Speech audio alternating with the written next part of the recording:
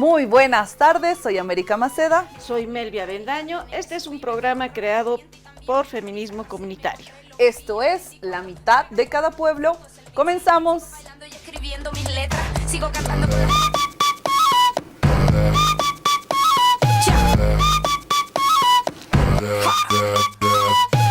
me paré, caminé, me subí, me fui contra la corriente y también me perdí, fracasé, me encontré, lo viví y aprendí. Cuando te pega fuerte, más profundo es el beat, sí. Sigo bailando y escribiendo mis letras, sigo cantando con las puertas abiertas, atravesando por todas estas tierras y no hay que viajar tanto para encontrar la respuesta.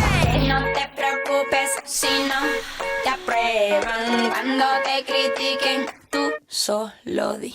Soy yo.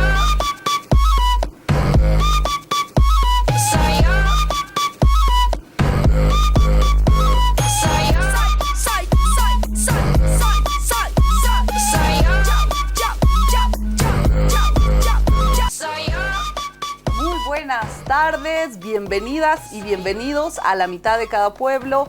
Este mes de julio, en La Mitad de Cada Pueblo, vamos a hablar de diferentes temas, habíamos dicho. Cerquita ha pasado el 16 de julio, así que vamos a estar recordando lo que ha sido esta revolución, la participación de naciones y pueblos indígenas y de la población, otrora se llamaba mestiza o los criollos, y un poco rememorar la memoria histórica de las luchas en nuestros territorios.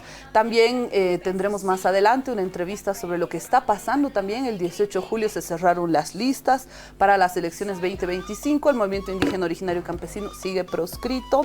No ha habido ningún avance sobre ello. Y vamos a tener un hermano de lucha más adelante que nos va a compartir este análisis de la democracia y sobre todo este alquiler de partidos políticos que volvemos a ver así como en los 90 y en el neoliberalismo, esta lógica político-partidaria, más que política, es politiquera, creemos, y vamos a estar con este análisis, y como siempre nuestros sectores pues de Conciencia al Paso, Libertad y Justicia y Cantos de Amor y Lucha. Muy buenas tardes, Melvi.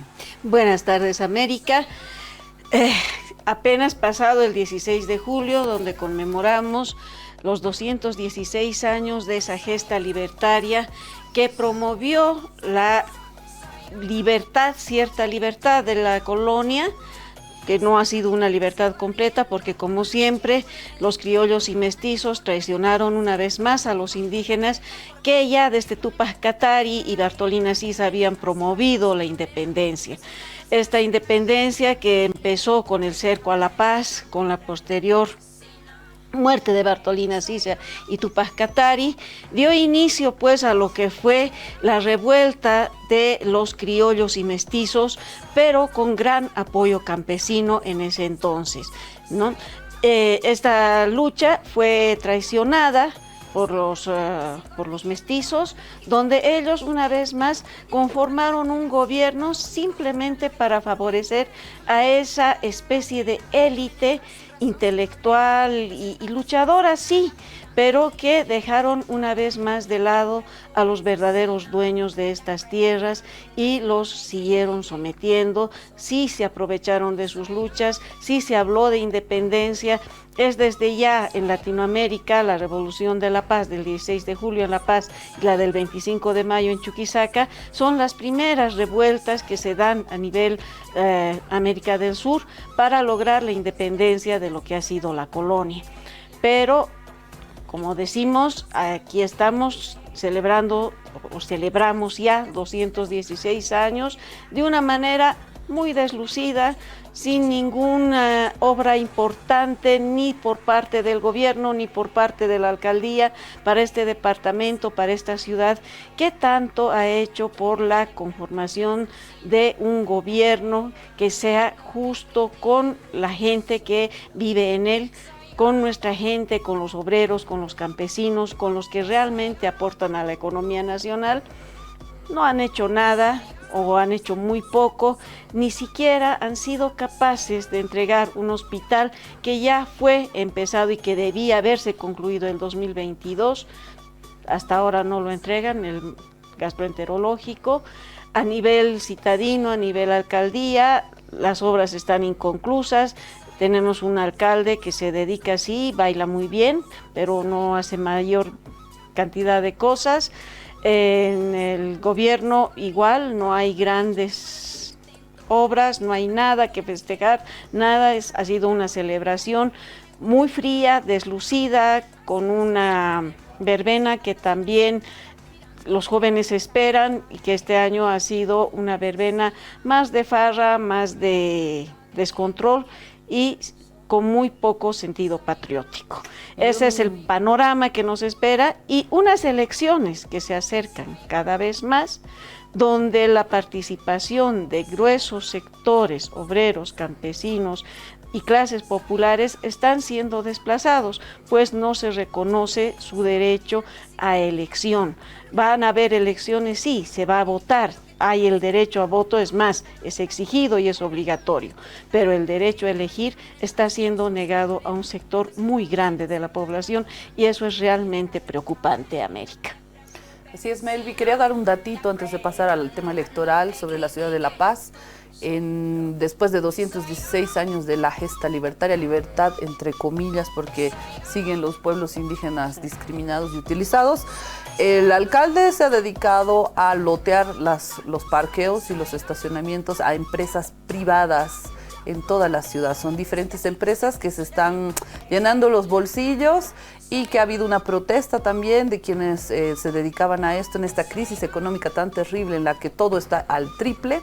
Muchas familias se ven afectadas porque ya no tienen ese ingreso, 2 pesitos, 3 pesitos de quienes cuidaban los autos en la calle, ya no pueden hacer este trabajo porque el alcalde ha privatizado los parqueos públicos, las calles, las está alquilando a empresas privadas, a diferentes empresas privadas que además dan pésimos servicios y que te cobran un montón y no se hacen responsables de si viene tránsito o la propia alcaldía y te multa si su sistema de pago en línea no funciona. Esto para una persona de la tercera edad es casi imposible de realizar, así que con esta denuncia vamos a irnos a nuestro sector de Conciencia al Paso para ver un recuento histórico de lo que fue la gesta libertaria de la ciudad de La Paz.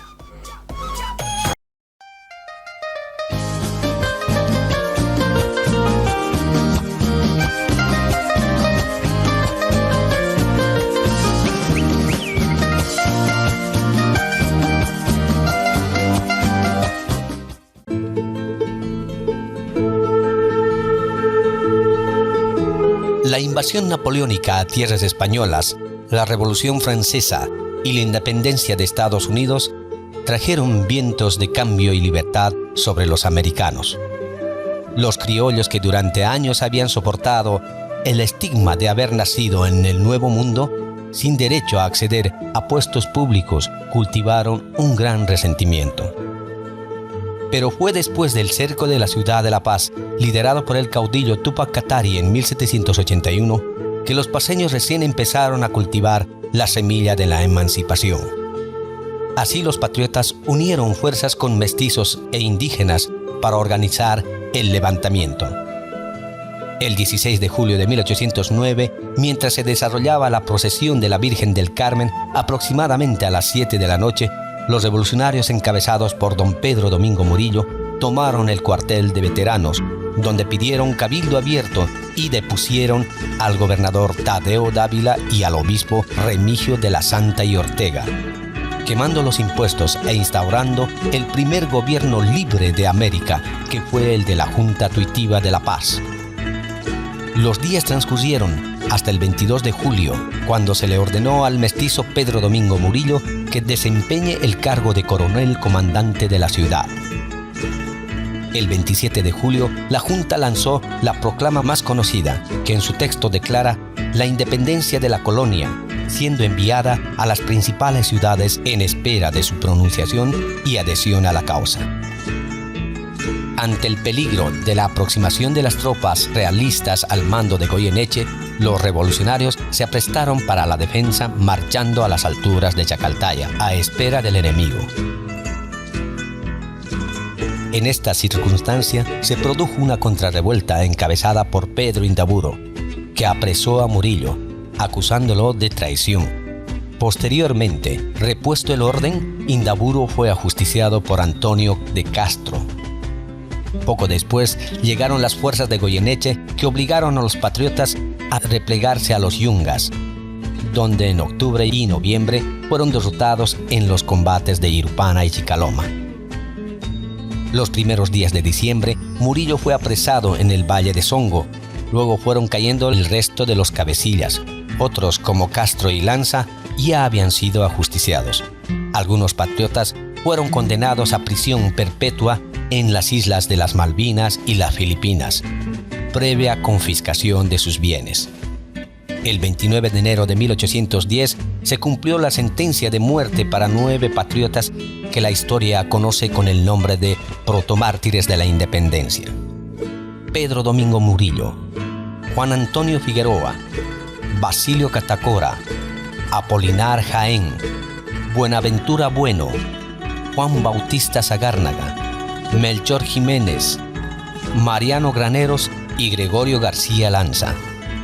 Antes de morir, Murillo pronunció lo que había de ser una verdadera profecía: compatriotas, yo muero, pero la tea que dejo encendida ya nadie la podrá apagar.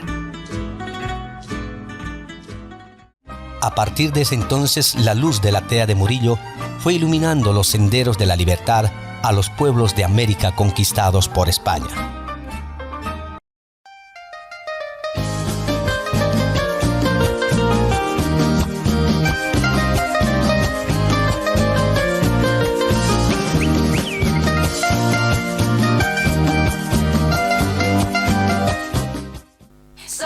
Y ese fue el recuento histórico de lo que ha sido el 16 de julio. Lo hemos celebrado hace poco y pues hay varias situaciones que la ciudad todavía se ve perjudicada. Habíamos visto también en este recuento histórico la utilización de las naciones y pueblos indígenas, el movimiento campesino, y que hoy en día nuevamente está siendo utilizado para pedir el voto y no tiene participación real, orgánica, militante, como se tenía antes cuando realmente existía una democracia plural.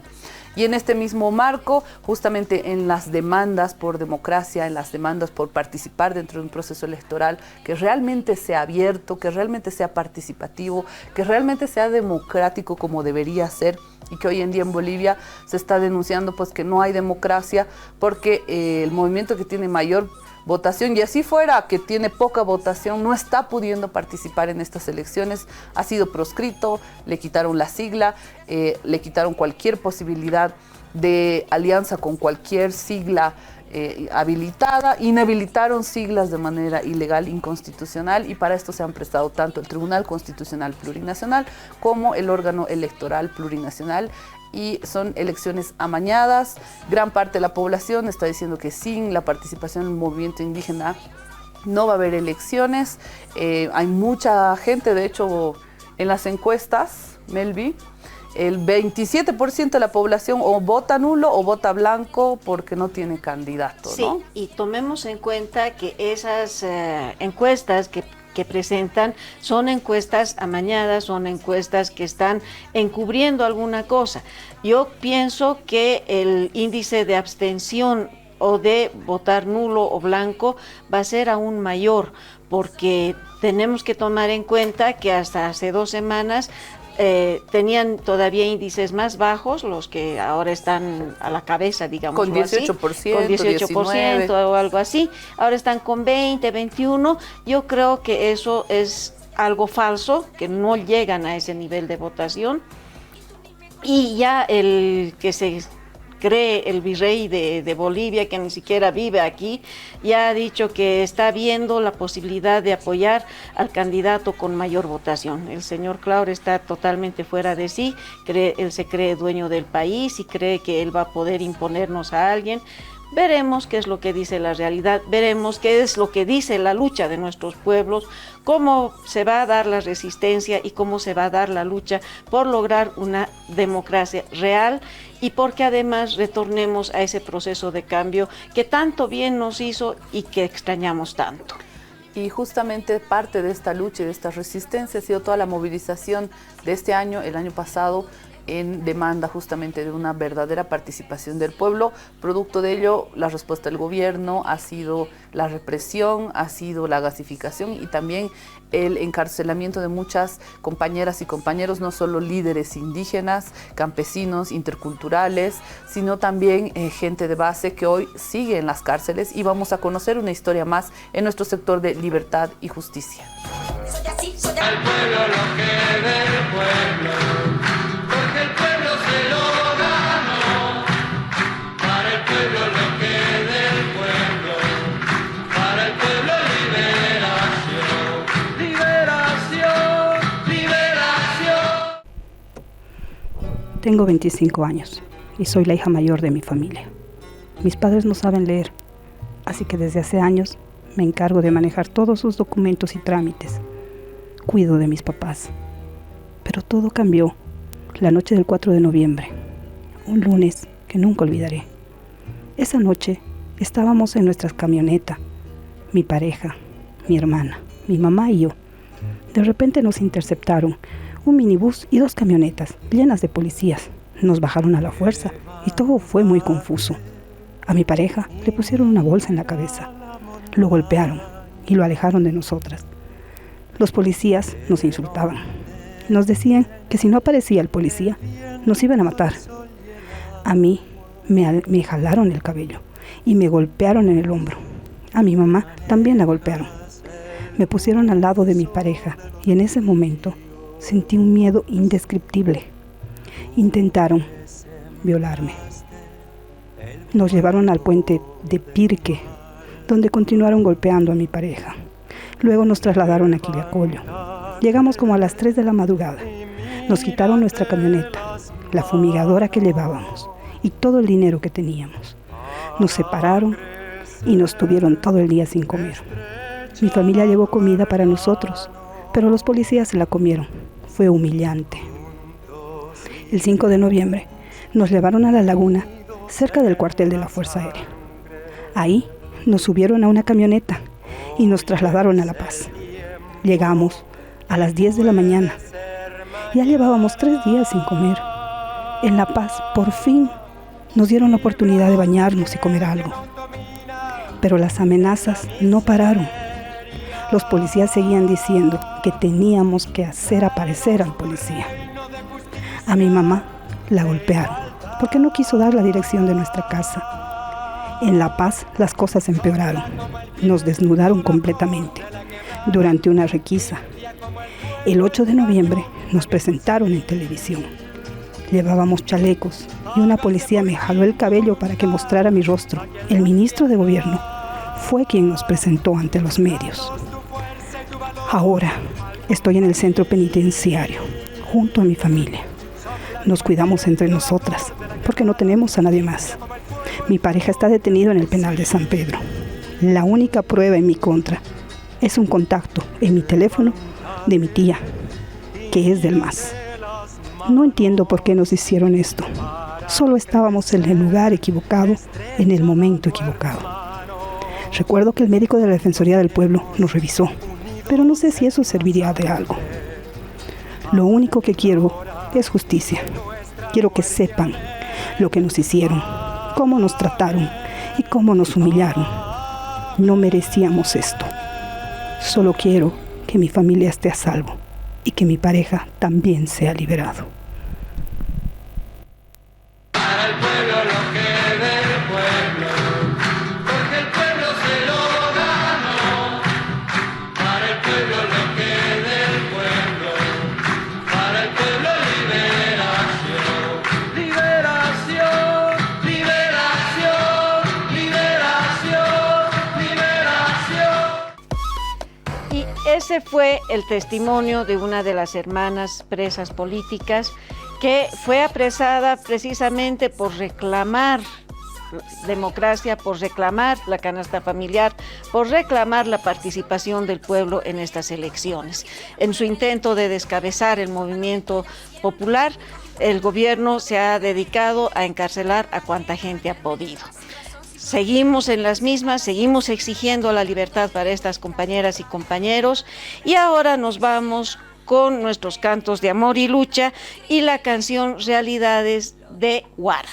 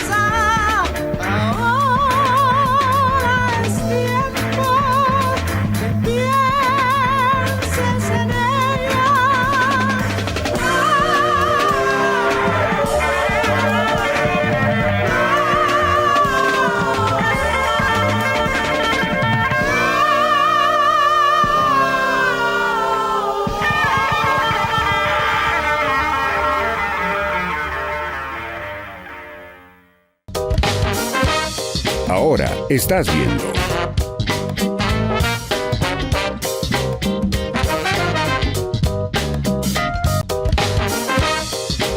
Continúas viendo.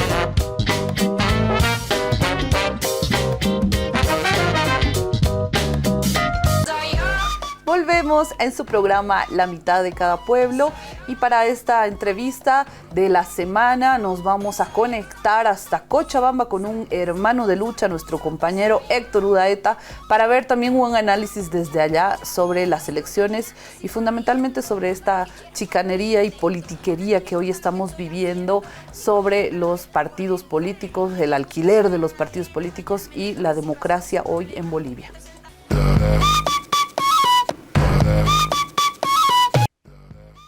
Y regresamos con la mitad de cada pueblo. Y como prometimos, estamos aquí con el compañero Héctor Udaeta, sociólogo, militante de izquierda, que nos va a hacer un análisis acerca de lo que está sucediendo con la democracia en estos días. Bienvenido, Héctor. Gracias por aceptarnos la entrevista vía Zoom esta vez. Un placer estar con todos ustedes y contigo, compañera. Un saludo y un abrazo en este frío potente desde la llave. Sí, y lo que queríamos preguntarte, Héctor, es, mira, hace pocos días que se cerraron las listas ya de candidatos. ¿Cuál es la visión que tú tienes? ¿Cómo estás viendo este panorama? ¿Cómo se está jugando nuestra democracia estos días? Bueno, realmente parece que la historia la repetimos inevitablemente una y otra vez. Y es bueno que nos recuerden los límites, ¿no? O sea, en determinado momento habíamos realmente creído que había mucha gente que creía que el proceso de cambio estaba realmente trastocando absolutamente todo lo que teníamos como aparato, ¿no?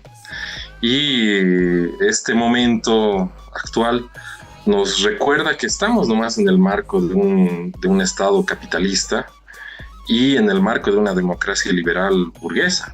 Esos son los límites. No hemos terminado de trastocar. En realidad, una elección en el sentido en la que te permite este Estado hoy en día, te permite solamente jugar con algunos espacios de poder y algunos elementos bastante cerrados. La gran estructura no termina de moverse, no termina de descolocarse. Y eso notas justamente cuando pierdes un poco esa capacidad de entrar en la democracia formal que se ha restringido al instrumento político, a todo lo que es la estructura que ha terminado descolocada de Evo Pueblo.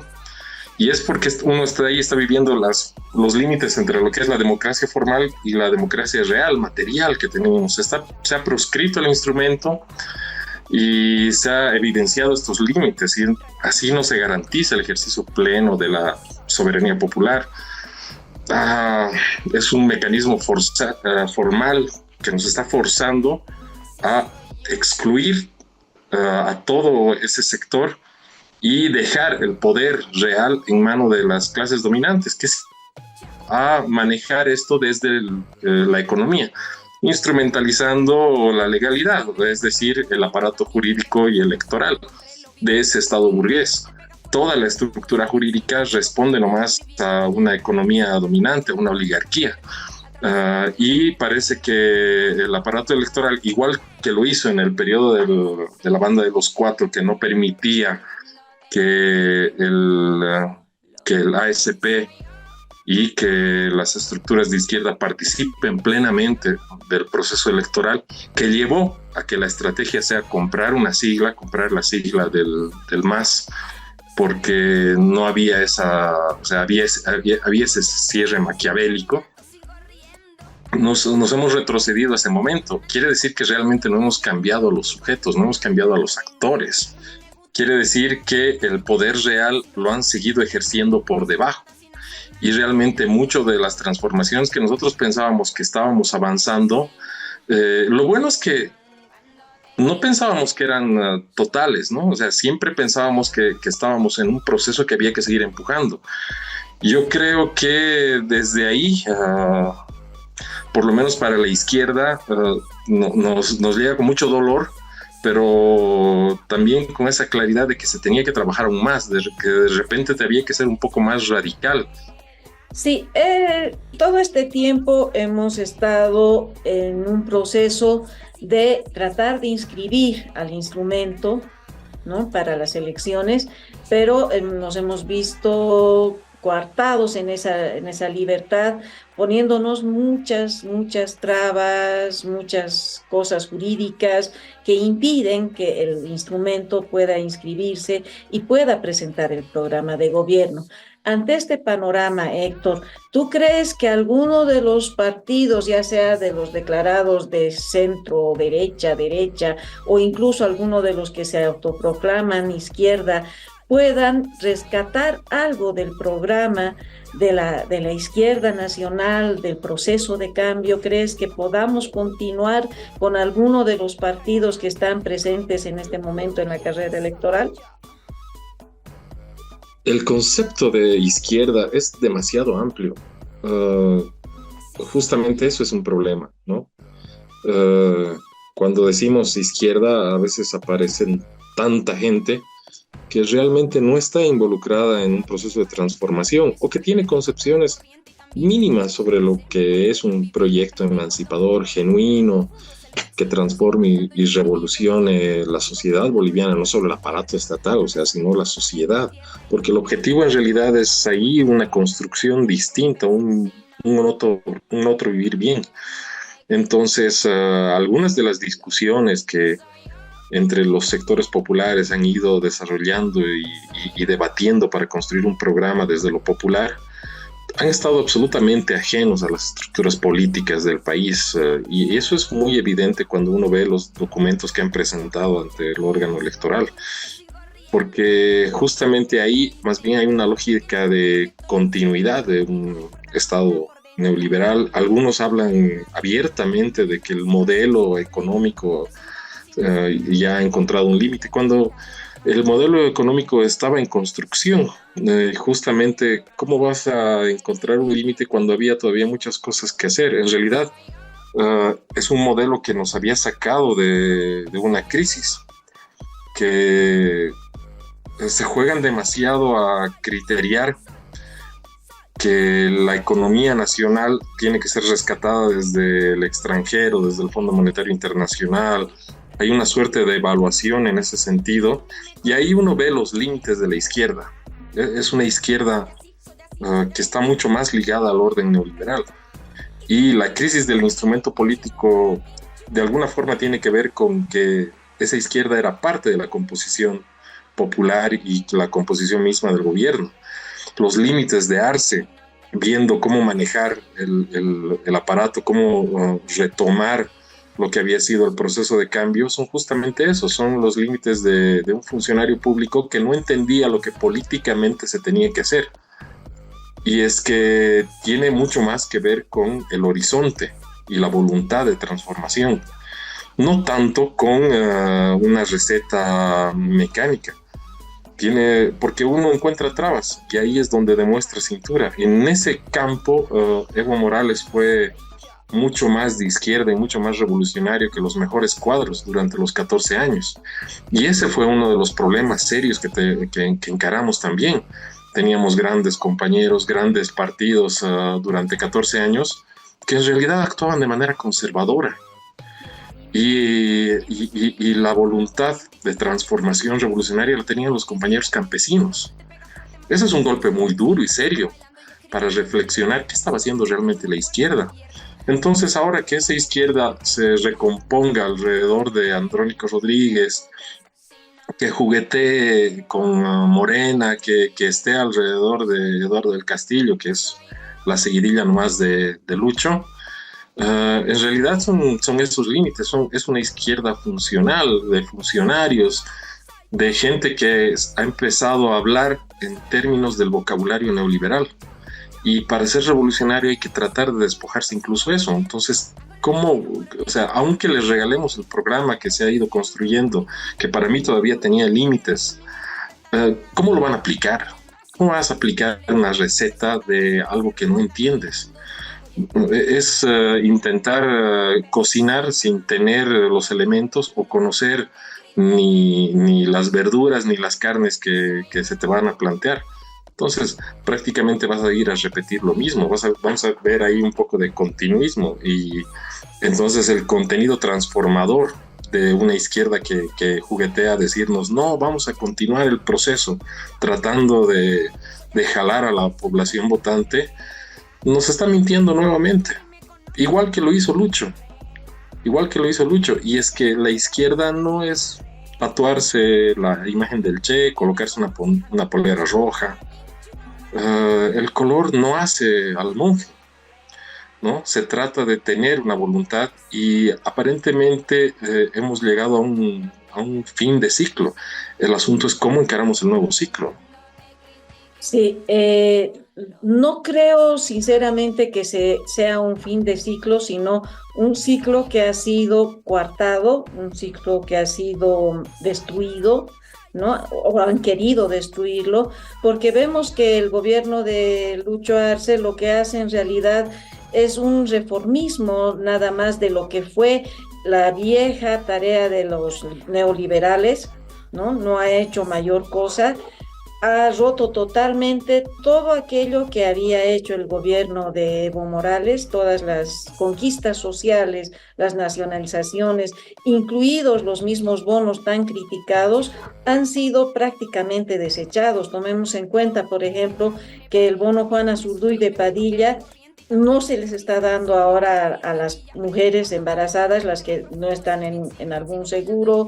El bono Juancito Pinto está en entredicho. Las empresas que daban el dinero para estos bonos, que son las empresas nacionalizadas, están con ingresos mínimos, no lo van a poder hacer, y todo eso ya se ha visto reflejado con el gobierno de Luis Arce Catacora.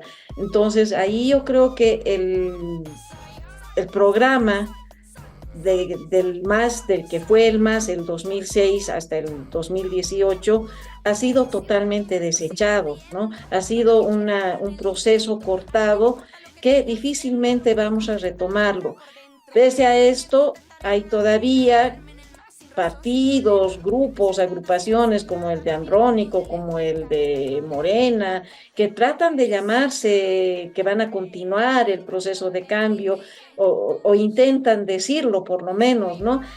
Pero también reconocen que hay una gran crisis, ellos atribuyen todo a la crisis mundial, que sí es cierto, afecta a la crisis mundial, pero teníamos ya crisis mundial con el gobierno de Evo Morales, y la afectación no era tan grande como lo fue a partir del 19, a partir del 20 en realidad.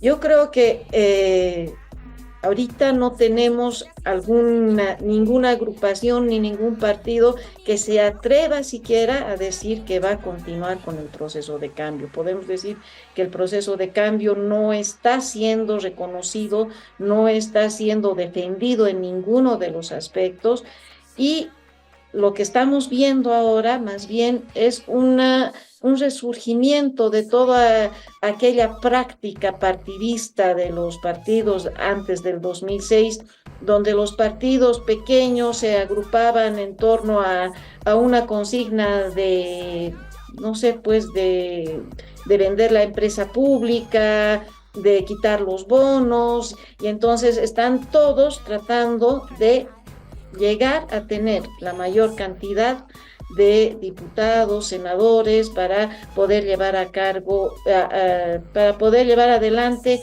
lo que les encargó el Fondo Monetario Internacional, lo que les manda el Banco Mundial y el imperialismo en sí. ¿Tú crees que alguna de estas agrupaciones logre aglutinar, pueda hacer algún grupo más o menos grande para poder llevar a cabo algún tipo de programa de gobierno? ¿Cuál es el fin de estas megacolisiones que se están haciendo en la derecha y en la supuesta izquierda también? Lo que pasa es que estamos viendo ahorita un momento de restauración del bloque oligárquico, ¿no? Quiere retomar el poder. Y ese es un sopapo formal a la izquierda también. Ellos tienen una estrategia de poder que nunca la han perdido y la tienen absolutamente clara. Siempre han marchado en ese horizonte. Así sea cuando estaban absolutamente golpeados fuera del poder, intentaban incluso tomarlo por vías violentas. pero también jugué económicamente a mantenerse o a tener o meter un pie dentro de lo que era el mismo proceso, ¿no? Hay que recordar que siempre había un entorno de empresarios patriotas que llamaban, que justamente es ese pie, ¿no? Es ese juego de seguir tomando decisiones, de seguir estando en el poder. Ahora están viendo la posibilidad de volver a entrar en términos de gobierno. Evidentemente no se terminan de poner de acuerdo si no hubieran ido en un solo frente, pero también creen que no es necesario esto porque nos ven a una izquierda absolutamente fragmentada. Es decir, ellos están apuntando a retornar a la gobernabilidad neoliberal, a una suerte de pacto de clases, que en realidad no es un pacto en sí, es tan solo subsumir a toda la clase popular a furgón de cola de sus objetivos y orientaciones. Básicamente aprovechando de que hay una lógica muy fuerte con el ascenso de clases, ¿no? Con jalar, venderle este espíritu al pobre de que puede ser emprendedor, de que puede ser dueño y su propio jefe, ¿no? Para explotarlo de mejor manera y para mantener un sistema económico donde los dominantes y el poder económico se mantenga arriba. El dueño sigue siendo el dueño. Y lo que hace es simplemente explotar de formas más amigables, ¿no? Entonces ellos están yendo y tienen un proyecto en ese orden, ¿no? Pero es un orden burgués. Y en esa lógica apuntan a hacer un reparto prebendal del Estado. Están mirando en esos términos. Creen que una alianza entre sus estructuras políticas va a servir nomás para una administración del poder basado en esa lógica. Y lo que van a aprovechar y van a intentar, que siempre han jugado esa carta, es ir con el tema del clientelismo a las estructuras populares, pero también un poco con cooptación a las estructuras de izquierda, que van a encontrar seguramente. Un ejemplo de eso siempre fue el MIR, el FRI. El mismo MNR tuvo una trascendencia de izquierda en algún momento bastante fuerte, ¿no? Y por el otro lado nos van a golpear con la desmovilización, ¿no? Y a la base popular la van a golpear con todo. Golpes que de manera más categórica les ha dado Lucho. Como ningún gobierno de derecha, Lucho se ha pasado por encima toda la legalidad, no le importa nada. Ahora, ¿qué es lo que pasa desde nuestro lado? La izquierda tendría que apuntar al tema de ideologización, de una base de ir con contenido de clase, pero hemos perdido eso justamente en esta fragmentación y en estos golpes, que los han dado ya. Yo creo que el primer gobierno neoliberal que hemos tenido ahorita en este momento ha sido el de Lucho. Y lo que pasa es que no nos terminábamos de dar cuenta porque de alguna forma tampoco nos la queríamos creer. Nos costaba mucho decir que la cosa se estaba cayendo. En algún momento decía un tema de ciclos. No me cuesta mucho hablar de eso porque no creo que se rompa todo, ¿no? El ciclo del MAS cuando comienza, es evidente que no destruye a la derecha. No destruye a la derecha. Es más, una parte de la derecha se incorpora con paso de parada. Tampoco termina de destruir el Estado burgués, ¿no? Tampoco termina de romper la democracia liberal de que solo elijamos gobernantes. Les duele en el alma que queramos elegir jueces, magistrados, que queramos fiscalizar a cada uno de los operadores de la justicia nacional. Por eso no ha avanzado la reforma de justicia que se planteó.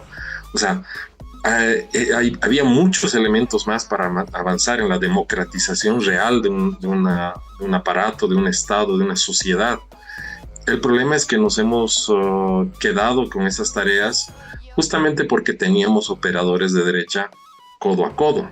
Y ellos han jugado en esa estructura, ¿no? Yo creo ahí que no veo una posibilidad así muy fuerte de una megacoalición de izquierda. La megacoalición de derecha juegan siempre a eso. ¿Por qué? Porque comparten el mismo asado, van a las mismas fiestas, serán unos de una logia y otros de otra, pero todos están en el mismo 15 años, ¿no? Entonces se abrazan y son padrinos. La izquierda tiene más problemas, porque hay compañeros que van a ser cooptados y que de alguna forma ya los hemos visto, ya se han cooptado. Han hecho a un lado todo el tema del posicionamiento ideológico y muchas de las dirigencias también. Entonces, ¿cómo podemos pensar o plantear una coalición de izquierda? Yo tristemente lo veo muy difícil. Creo que el MAS era la coalición de izquierda, donde en el MAS la gente de derecha cree que era una sola estructura cerrada, férrea, pero en realidad uno ahí convivía con compañeros trotskistas, con compañeros chinos, con compañeros del PC, otros compañeos de centro, algunos más anarquistas, otros guevaristas. Había muchas ideas ahí, había indianistas, cataristas, había un abanico amplio. Esa era nuestra coalición. Claro que sí. ¿No? Y ahí Eso es que, por ejemplo, no sé si lo podemos recomponer. Sí, te decía, ahí es que yo veo que sí nos quedaron algunas tareas pendientes y por eso es que también se llamó proceso de cambios, ¿no? No es un hecho acabado en sí, sino que estábamos en ese proceso y dentro de ese proceso democrático, que así se llamó, la Revolución Democrática Cultural, no se podía pues ir de frente como se lo hizo en la Revolución Cubana, por ejemplo, ¿no? Que de golpe y plumazo se destruyeron ciertas estructuras y se edificaron otras. En esto no se pudo hacer eso, lamentablemente. Tal vez hubiese sido conveniente y bueno hacerlo para librarnos de una vez de toda la escoria que ahora se nos viene encima, pero este proceso que ha sido truncado, yo creo que sí tiene todavía tareas pendientes. Nos va a corresponder a la gente que nos reclamamos sujetas a este proceso de cambios, a estas personas que reclamamos al sujeto histórico político como es la parte obrero campesina como el sujeto histórico de una gran revolución que se va a hacer, porque no hemos llegado a la revolución, estábamos en un proceso revolucionario, un proceso de cambios revolucionarios. Pero yo creo que tenemos que continuar, ¿no? Tenemos que recordar que realmente podíamos haber hecho más. Ha habido límites propios. Claro que sí, esos límites que nos los hemos autoimpuesto precisamente por la diversificación de actores políticos que teníamos, ¿no? Dentro del proceso. Ante esto, Héctor, esta situación que se nos presenta todavía muy oscura, todavía muy fea, ¿cuál crees tú que debe ser la tarea de esas masas obrero-campesinas, estudiantes, jóvenes que todavía soñamos con un proceso de cambio, que todavía soñamos con una revolución donde la distribución de la riqueza sea más justa? ¿Cuál crees que sea la tarea de toda esta gente que estamos soñando? ¿Cómo vamos a enfrentar esta arremetida neoliberal que se nos presenta en estas elecciones? Hay un tema aquí que hay que ser serio con el tema teórico. Cuando la izquierda razona y analiza el sujeto histórico, ¿no? El que nos permite hacer las transformaciones, construir la revolución, lo hace a partir de un análisis económico y de relaciones económicas, de situación, posiciones, pero también en sentido de las relaciones de poder, el enfrentamiento y la lucha de clases que se viene, ¿no? En ese sentido, a proyecto. Lo que no quiere decir mecánicamente que todas las direcciones de ese sujeto, todos los individuos de ese sujeto histórico en su conjunto, sean de manera obligada. Es más, cada cosa que diga en la calle ese sujeto histórico es de por sí la revolución. Y ese es un poco lo que nos ha faltado leer y nos ha faltado terminar de construir. Justamente ahora hay mucha gente que ve de manera crítica el tema del sujeto histórico en la izquierda, pero ¿cuánto realmente se ha transformado? Algunos hablan de que habría que girar y nos hablan de incorporar otros elementos, como que la gente se ha ido a la ciudad. No es un tema solamente de colocación territorial, es un tema de colocación económica. El sujeto histórico sigue siendo campesino, indígena, obrero. Pero no quiere decir eso que todas las dirigencias campesinas, que todas las dirigencias obreras, que todas las dirigencias indígenas, que de ahí las dirigencias universitarias, estudiantiles que tenemos alrededor de trabajadores, sean pues perfectas, para nada. Habitualmente en realidad asumen ese carácter revolucionario cuando se enfrentan al Estado. Eso es lo que te dice la teoría. Cuando viene el Estado, el papá Estado, y te oprime, recién asumes el criterio de entender cuál es tu posición y qué posibilidad real tienes en cuanto a tus demandas y luchas. Y ahí cambias y trastocas y tu discurso y tu acción se convierte en otra cosa. Cuando tienes compañeros que han caído, cuando tienes gasificación, cuando tienes represión. Es por eso que Evo repetía siempre que la escuela fundamental de formación era en la calle. Pero es que lo que pasa es que es en la calle en la medida en que tienes ese aparato reprimiéndote. No cuando nosotros teníamos el aparato, porque hay que decirlo de manera autocrítica, la izquierda también tenía ese aparato y nadie estaba reprimiéndonos. Ahí lo que teníamos que haber hecho era el otro elemento fundamental que hace a la construcción de un proceso revolucionario, que es la construcción de ese instrumento político con el pueblo, una rearticulación orgánica con el sujeto popular, bajar, sentar bases conceptuales antiimperialistas, clasistas, antipatriarcales, salir un poco de esa lógica electoralista, recuperar elementos estratégicos socialistas, una visión estratégica de poder, incorporar conceptos, hacer entender que los conceptos no caminan en la calle, pero te permiten transformaciones que van a afectar tu realidad concreta. Hay que tener una unidad popular desde abajo.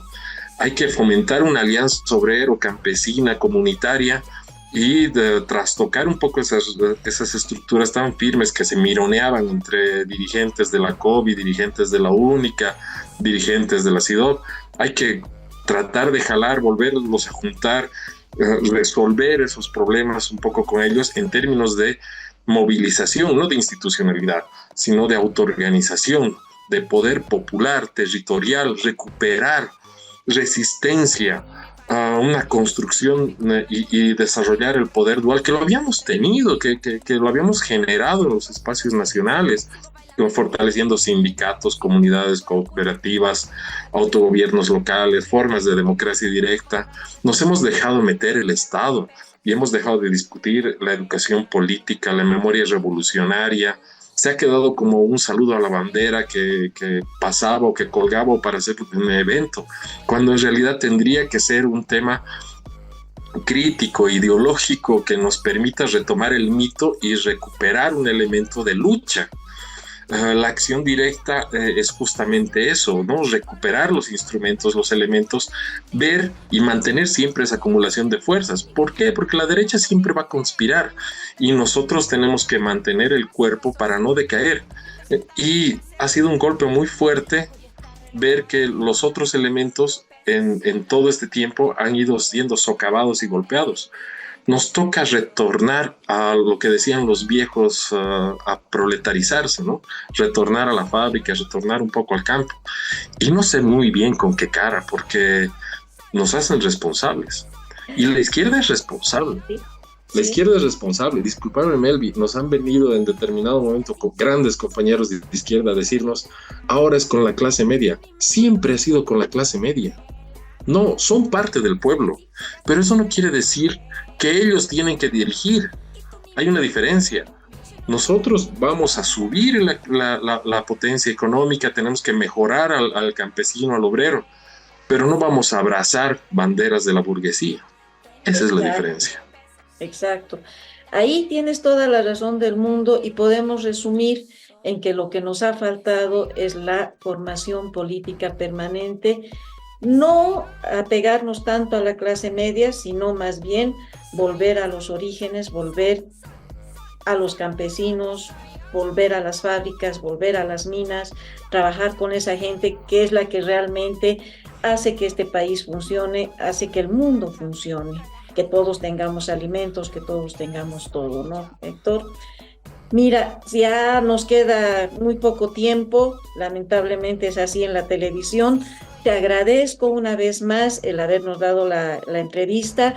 Sin embargo, te prometo que vamos a tener una segunda parte porque hay todavía mucho que discutir. Gracias pues por tu participación y será hasta una próxima. Y si me acompañas a decir hasta la comunidad, siempre. Siempre. Gracias. Saludos.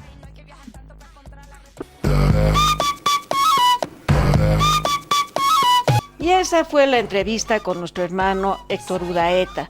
Él nos ha dado un vistazo, un pantallazo de lo que está sucediendo con los partidos políticos, que más que alquilados yo creo que están siendo vendidos y nos están sometiendo nuevamente a una injusticia total y a un sometimiento aún mayor, desplazando totalmente todo lo que es obrero popular, ¿no?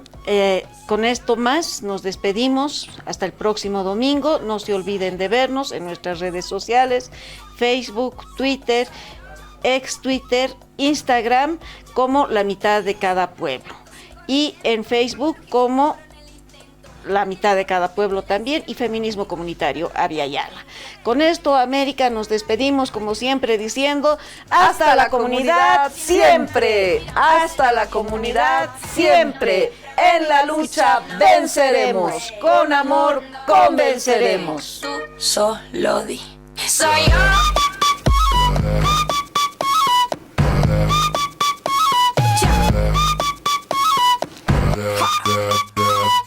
Me paré, caminé, me subí, me fui contra la corriente y también me perdí, fracasé, me encontré, lo viví y aprendí. Cuando te pega fuerte, más profundo es el beat, sí. Sigo bailando y escribiendo mis letras, sigo cantando con las puertas abiertas, atravesando por toda esta tierra, y no hay que viajar tanto para encontrar la respuesta. No te preocupes si no te aprueban, cuando te critiquen, tú solo di, soy yo.